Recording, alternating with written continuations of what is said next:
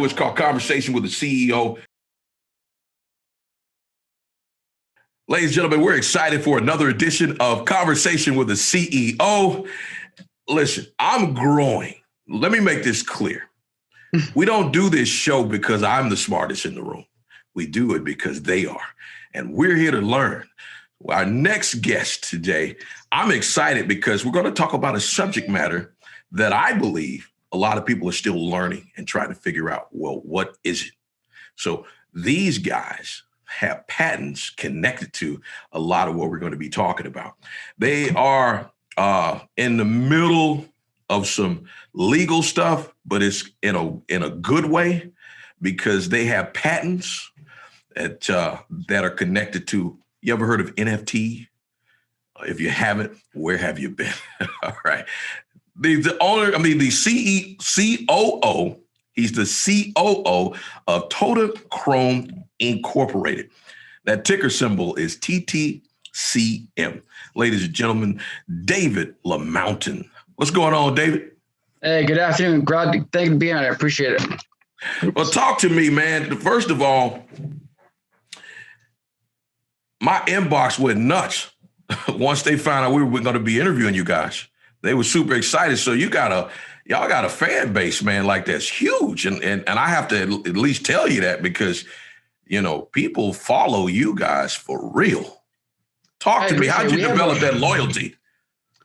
I think by following through and doing what we said we were going to do. We've been at this for a long time. Company management doesn't take any salaries. We're putting our own time, our own money up just to see this project come to fruition. We have over 7,000 shareholders now in Tautachrome, and that's growing every single day. So, I mean, the community aspect of ArcNet and Clixy was a very important and vital part of what we're doing. So, we're good to them, they're good to us, and it helps us grow, which is fantastic. And how long y'all been working on this?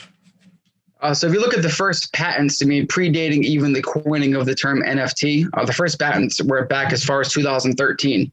That's when the first, ideas of Clixy became, pushing out into the world, into the U.S. Patent Office. ArcNet, we started construction about 2.5 years ago. So we're 2.5 years into building a kind of an NFT metaverse of sorts using augmented reality and social interaction. So I mean, it's been quite an incredible process, but we've done a lot of work. Let me tell you something. Being in that metaverse, man, y'all are way ahead of the game, man, because we don't really fully understand like how metaverse is going to be. And I said this to a friend of mine the other day.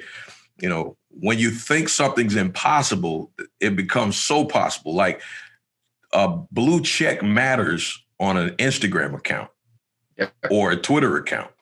It has value. People now pay to make sure they get a blue check. So there's that digital currency there in that metaverse kind of world because it's like there's value in existing. Can you talk to me about like how you guys see the future of the metaverse, how that and the NFTs connection to all of that? Well, I think NFTs, they're never going to go away. I think what we're experiencing right now is certainly a bubble. There's a lot of hype around artwork and things selling for absurd amounts of money that somebody may not even buy for more. But when you get past the bubble or the hype and excitement of that, you then start to get down to the actual utility of what NFTs offer. And, the reason behind Clixy technology and those patents was, if I have an image and I'm a photographer or I'm a celebrity, who owns that image? Do I own it? Is it, how can I authenticate that image? Where is my image? Who's stealing my image? And that was really the core basics of what we started with imagery.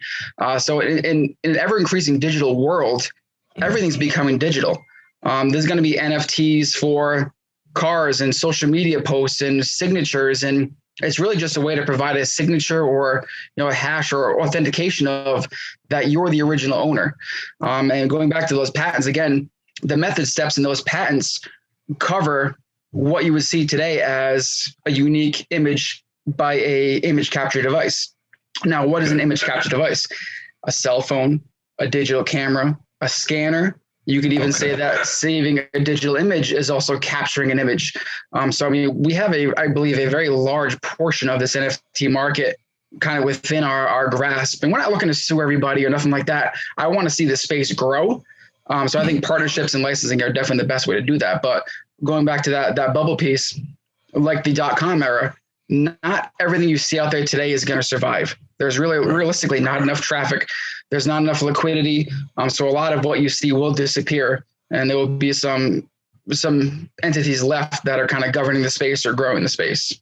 Now, in terms of that, what does your lawsuit impact the most in terms of the successful NFT pieces, which is like the NBA, like what they're doing? That's doing really well, and supposedly the UFC is going to do something like that. Are those the kinds of companies that will, if you happen to win this lawsuit, will be the companies that'll pay licensing fees to what you do? Yeah, so just to be clear, there is no lawsuit at the moment. We had our patent attorneys review. We want to be absolutely certain that, hey, these patents that we have, we were ahead of the game. We thought of this before it was an actual thing. We want to make sure that, hey, these are the method steps. This is what an NFT is, and this is what we invented, so to speak. The additional step we're taking now is having our same legal team and patent attorneys identify potential products or companies or sites that are, or maybe potentially infringing on those. The ones you provided are very keen examples because they deal directly with imagery, video, and a lot of those may say that those are definitely covered under the method steps in our patents. I mean, patents are patents. People say, oh, it's just a patent. But so in having patents, I mean, they have value, and there's the examples you provided, such as the NBA and UFC using video and such. They may, in fact, be infringing on some of the method steps described in our patents. And whether we like it or not, those patents are owned by us and our shareholders, and we will do what's in their best interest to make sure that the company succeeds and our shareholders are rewarded for it. Man, that sounds great. Sounds like to me, even the blockchain could help the patent technology, because think about someone who came up with an idea and they wrote it on a piece of paper and they mailed it in or whatever 20, 30 years ago. I mean, your technology could have been innovative at that time, because now if someone comes up with it now, they would have a hard time trying to prove that, hey, look what I did 20 years ago. But now you can't get away with that. Am I right, or am I explaining it wrong? You're absolutely right. Now you're getting into the actual utility of what NFTs are. So let me blow your mind real quick. Are you fungible or non-fungible? Are you unique, one of a kind? Yeah. Right. So am I. Now look at the deepfake videos we got. Barack Obama, Tom Cruise. Where is that technology going to be in 2 years, 5 years? Right. So it's 5 years from now. Would you even know if me and you were actually having a real conversation? Are you really talking to me?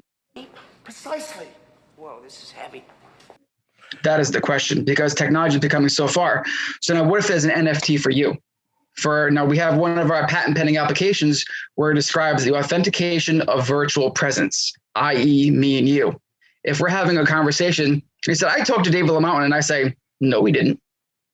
Can we prove a negative? But if I can certify, or you can certify my virtual presence, and in the way the world is going, there's no stopping it. How can you get ahead of that? You can't beat deep fakes, but you can certify to say, oh, that deep fake was not me. Here's my signature. This was me. That was not. So that's you guys are working on that? That is one of the patent pending applications we have, which has to do with like gaming and things like that as well. But the certification of virtual presence, because that's the way the world is going, and that again ties to the NFTs, and that's the future of the world in the home and archive. That right there is powerful, because the deep fakes are so real now. You almost don't know. So imagine that. Yeah, that makes a lot of sense, man. How you guys, what kind of team y'all got that's able to come up with this kind of stuff to think this far ahead? Because it wouldn't even be on my mind. Yeah, I think the ideas come from, out into space there and kind of fall in your head. But I think if your mind's in the right place and your heart's in the right place, I think the right ideas and concepts will come to you. And I think they come to everybody. But do you take the next step? Does it fall to your head? Do you write that down on a piece of paper, or do you pursue it?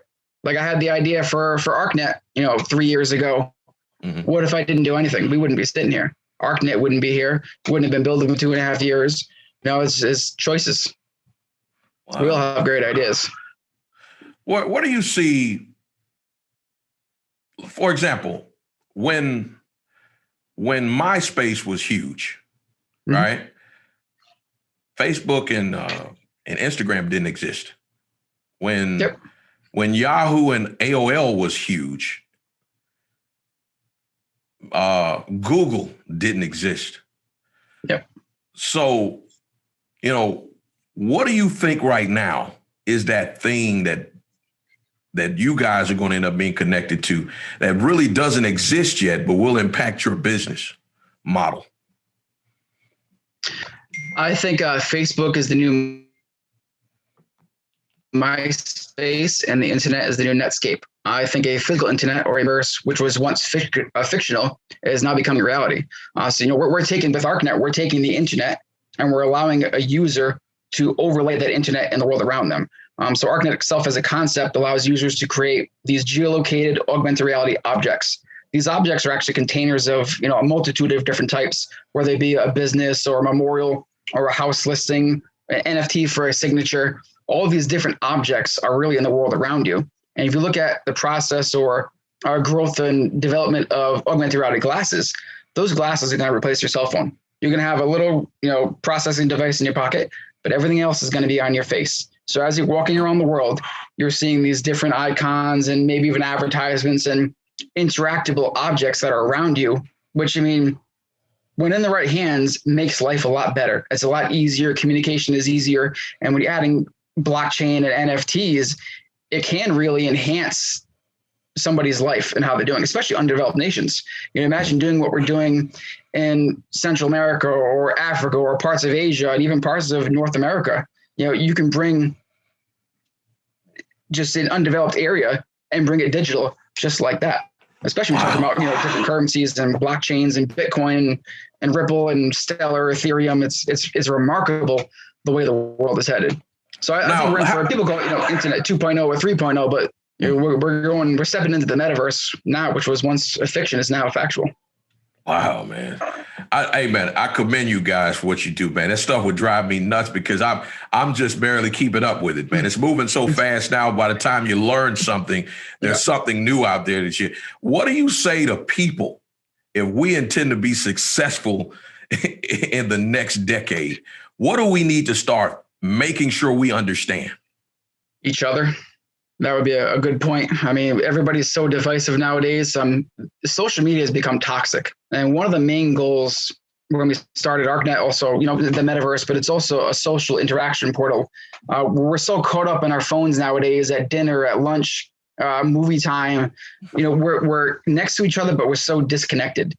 If we're able to get off those devices a little bit and start interacting again and start actually understanding each other again, I think we can begin making a little more progress and kind of sow some of the division that we've seen, over the past decade, 2 decades. And I think social media, as great as it has been, has played a significant role in doing that and kind of taking us apart. So we need to fix that. Man, I appreciate that. That's some great information, man. I'm going to take that advice myself. As a CEO, a COO, just being involved in the company as much as you are, what would you say to young people who right now saying, one day I want to create something. One day I want to run a company. One day I want to be a CEO or a COO. What would you say to them? I say nothing is impossible. If you set your mind to something, I'm big on visualization, which is where the ArcNet concept came up from. I say stick to it, learn. Netflix is a trap. Work on yourself. Don't worry about being somebody else. Find out who you are. And great things will come to you if you keep focused on it and just keep at it. If people try to put you down, it doesn't matter. Just keep going. Don't stop. Man, I sure appreciate you for your time. Now, if people want to use your products and they want to get in contact with you guys and they say, hey, I want to be a part of my business, a part of my personal life. How can they do that? So ArcNet, it's ARKNET. It's available on Android and iOS. Currently, we're in the United States, Australia, and Canada. Over the next 2 months, we're building in the NFT components of that to where your average user can easily and simply and affordably make anything an NFT in the world around them, in their phone, geolocated, non-geolocated, buy, sell, and all that whatnot. But go to the Play Store, download the app. You can learn about us. We're having updates out consistently every 2-3 weeks for the past 2.5 years. So we are constantly building and refining that platform. So come check us out and give you feedback and join the community. We have some fantastic shareholders. The community has been probably the biggest piece in our corner that's helped us. Man, his name is David LaMountain, and I like that last name because looks like to me he's moving those big mountains right out the way and seeing our future. And we appreciate you, man, for hanging out with us today. All right. Thank you. Appreciate it. All right. That's this episode of Conversations with the CEO. We had CEO David LaMountain. And remember, if you're not growing, if you're not learning, you're dying. Make sure you're learning somewhere. Try to get that education. We'll see you next week.